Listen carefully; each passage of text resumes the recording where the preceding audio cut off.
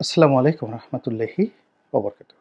সম্মানিত দর্শক, বাংলাদেশের রাজনীতিতে ইদানিংকালে জনাব ইলন মাস্কের নাম খুব জোরে সোরে আলোচিত হচ্ছে। আপনারা জানেন যে এই মুহূর্তে পৃথিবীর সবচেয়ে ধনী ব্যক্তি মিস্টার মাস্ক মার্কিন রাজনীতিতে অনুপ্রবেশ করেছেন। আমি এখানে অনেকটা ইচ্ছে করে অনুপ্রবেশের কথা বললাম।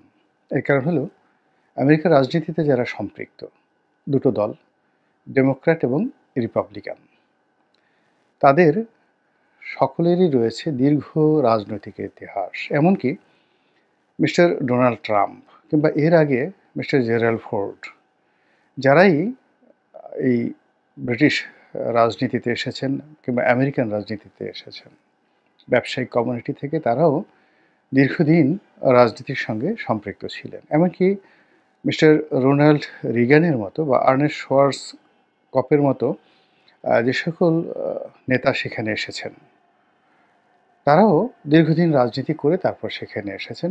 উড়ে এসে হঠাৎ করে জুড়ে কেউ বসেননি।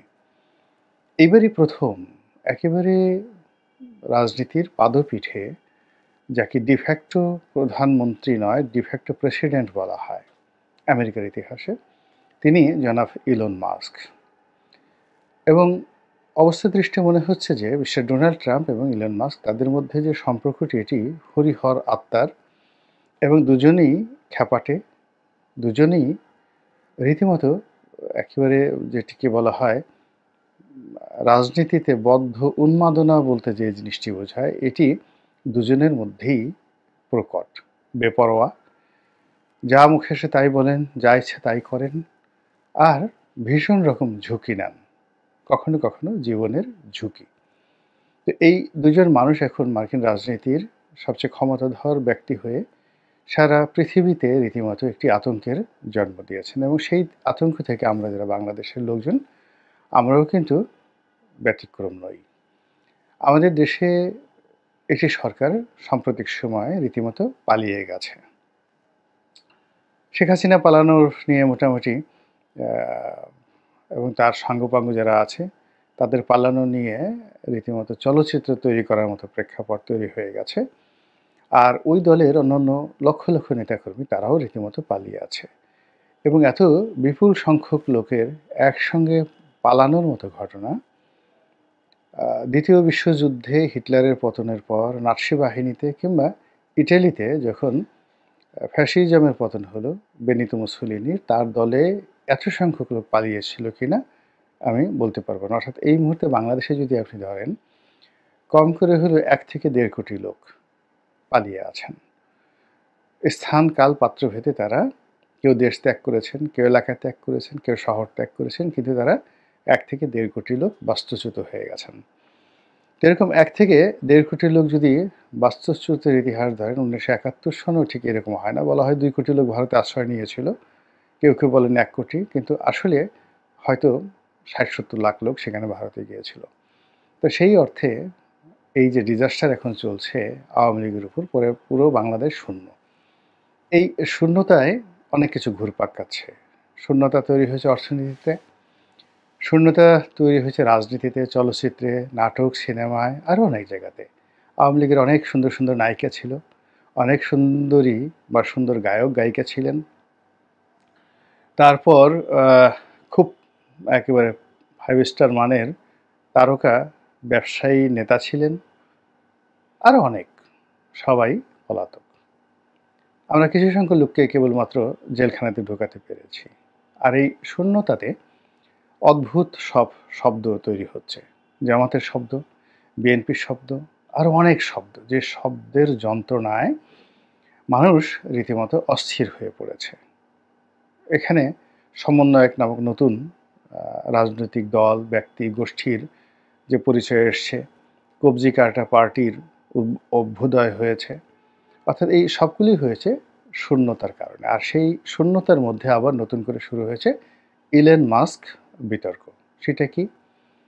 ইলন মাস্কের সঙ্গে আমাদের বর্তমান তত্ত্বাবধায়ক সরকারের বা অন্তর্বর্তীকালীন সরকারের প্রধান জনাব ডক্টর মোহাম্মদ ইউনূসের সঙ্গে কথা হয়েছে। কি কথা হয়েছে আমরা কিছুই জানি না। কিন্তু অবস্থার দৃষ্টি মনে হচ্ছে যে ডক্টর মোহাম্মদ ইউনূস অনেক চেষ্টা তদবির করে ইলন মাস্কের সঙ্গে একটি টেলিফোনে সংলাপের আয়োজন করেছেন। আপাত দৃষ্টিতে যেটি মনে হয়েছে রাজনৈতিক কূটকৌশলের দৃষ্টিকোণ থেকে, সেটি হলো মিস্টার নরেন্দ্র মোদী এবং ডোনাল্ড ট্রাম্প যখন শীর্ষ পর্যায়ের বৈঠক করছিলেন আমেরিকাতে, সেখানে শুধুমাত্র বাংলাদেশ প্রসঙ্গ, শেখ হাসিনা প্রসঙ্গ, অন্যান্য নানা প্রসঙ্গ নিয়ে নরেন্দ্র মোদী সেখানে আলোচনা করবেন এবং সেই বিষয়টা বাংলাদেশে রীতিমতো মশহুর হয়ে পড়েছিল এবং সঙ্গত কারণেই জনাব ইউনূস খুব বিব্রত হয়ে পড়েছিলেন। তিনি এই সময়টিতে, যখন এই বৈঠক চলছিল ওয়াশিংটনে, সেই সময়টিতে তিনি সংযুক্ত আরব আমিরাতে ছিলেন এবং সেখানেও তাকে যথেষ্ট বিব্রতকর পরিস্থিতিতে পড়তে হয়েছে। শত শত ডেলিগেটস, যারা বিদেশি রাষ্ট্রপ্রধান, সরকার প্রধান, তাদের উপস্থিতিতে ডায়াসে বসিয়ে, মঞ্চে বসিয়ে তাকে যে ধরনের বিব্রতকর প্রশ্ন করা হচ্ছিল এবং তিনি স্মার্টলি সেই প্রশ্নগুলো উত্তর না দিয়ে অনেকটা শিশুসুলভ, যাকে বলা হয় শিশুসুলভ সরল স্বগোক্তি বললেও ভুল হবে, তার চেয়েও আরও অনেক কিছু সেইভাবে তিনি বলার চেষ্টা করছিলেন যে না, আমি তো এখানে আসতে চাইনি, আমার কোনো আসার ইচ্ছা ছিল না, প্রস্তুতি ছিল না, ওরাই আমাকে ডেকেছে, ওরাই আমাকে বলেছে, ওরা আমাকে ধরে নিয়েছে, ইত্যাদি নানা রকম কথাবার্তা তিনি বলে মোটামুটি উপস্থিত যারা লোকজন ছিলেন তার সম্পর্কে তাদের যে ধারণা ছিল সেই ধারণা তিনি রীতিমতো পাল্টে দিয়েছেন। ১ ২ নম্বর হলো যে যেখানে আমরা এতকাল তাকে জানি যে তিনি অনেক বড়, এই বিশ্ব ব্রহ্মাণ্ডে যত মানুষ রয়েছে সেই মানুষের মধ্যে ডক্টর মোহাম্মদ ইউনূসের চাইতে জ্ঞানে গুণে অন্য কোনো বড় মানুষ নেই বলেই ইউনূস সেন্টার থেকে ইতিপূর্বে প্রচার করা হয়েছিল এবং আমরা ভেতো বাঙালি, আমরা সেই বিষয়গুলো বিশ্বাস করেছিলাম। তো সেখানে বিল গেটস, ইলন মাস্ক, এদের মতো লোকের সঙ্গে তার পরিচয় থাকবে, বন্ধুত্ব থাকবে, এটা তো আমরা কল্পনাই করতে পারি না। এগুলো অনেক ছোট স্তরের বিষয়।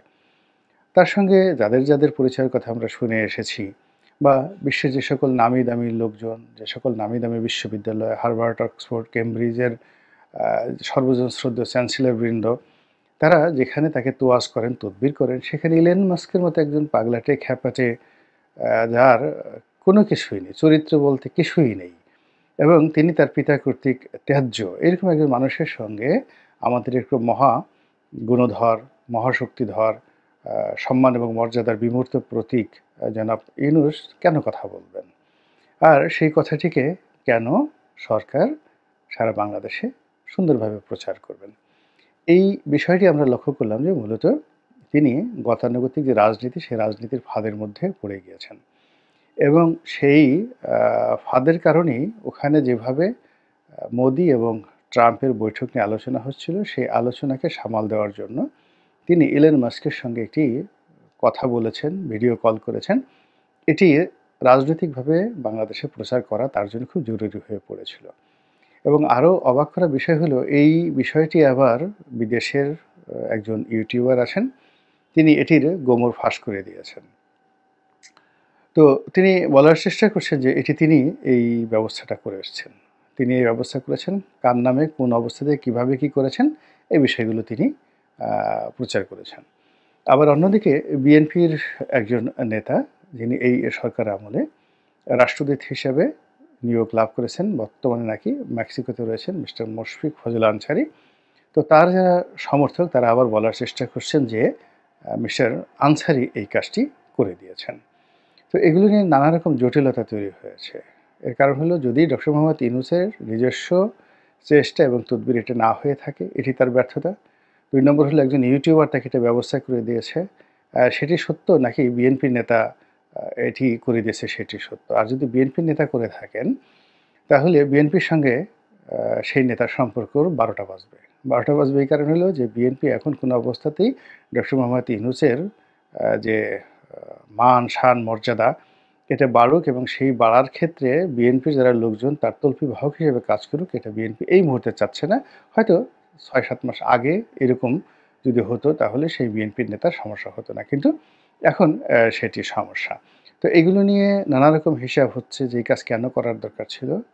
সেই কেনর জবাবে এক পক্ষ বলার চেষ্টা করছে যে তিনি মূলত তার যে একটা স্যাটেলাইট কোম্পানি আছে ইন্টারনেট প্রদান করে, সেই ইন্টারনেট সেবা এবং পরিষেবা বাংলাদেশে আনতে চাচ্ছেন। এটি খুবই ব্যয়বহুল, যদিও যারা খুব ওয়াইড রেঞ্জে ব্যাপক হারে ব্যবহার করেন ইন্টারনেট তাদের জন্য এটা খুব জরুরি। কিন্তু আমাদের দেশে এটি এখনও অপরিহার্য নয়। এর কারণ হলো আমাদের দেশে দুর্গম এলাকা এরকম নেই যেখানে স্যাটেলাইট সার্ভিস দরকার হয়। তারপর হলো এটি সেট আপ করার জন্য যে ধরনের অর্থ দরকার, একটা সিঙ্গেল ইউনিট একটা অফিসে একটা সেট আপ করবে, তার জন্য আমাদের এখানে ছোট ছোট ম্যাক্সিমাম যে অফিসগুলো রয়েছে সেই অফিসে যেখানে কানেকশন চার্জ ১,০০০ টাকাও কেউ দিতে চায় না, সেখানে ৫০,০০০ টাকা কানেকশন চার্জ দিয়ে মাসে ২০,০০০ টাকা ইন্টারনেট মিনিমাম ফি দিয়ে নেওয়ার মতো গ্রাহক আমাদের দেশে খুব অল্প আছে, এমনকি সরকারি অফিসগুলোতে নাই। আমাদের যারা লোকজন ব্যবহার করে, খুব অল্প ডাটা ব্যবহার করে, এরা কেউ ফেসবুক করে, কেউ ইউটিউব করে, খুব অল্প ডাটা ব্যবহার করে। কাজেই এটা ইলন মাস্ক খুব ভালো করে বুঝেন যে বাংলাদেশে টেলিফোনের ডেনসিটি আছে কিন্তু ট্রানজ্যাকশন ভারতের মতো নয় বা অন্য কোনো দেশের মতো নয়। তো ফলে এখানে তার ব্যবসা বাণিজ্যের যে পরিণতি বা পরিধি এটা যে নেই এটা তিনি খুব ভালো করে জানেন, এবং সেই বিষয়গুলো নিয়ে যদি কথা হয়ে থাকে ডক্টর মোহাম্মদ ইউনূসের সঙ্গে তার কথা হয়ে থাকে, অর্থাৎ ইউনূস সাহেব যদি বলেন যে আপনার ওই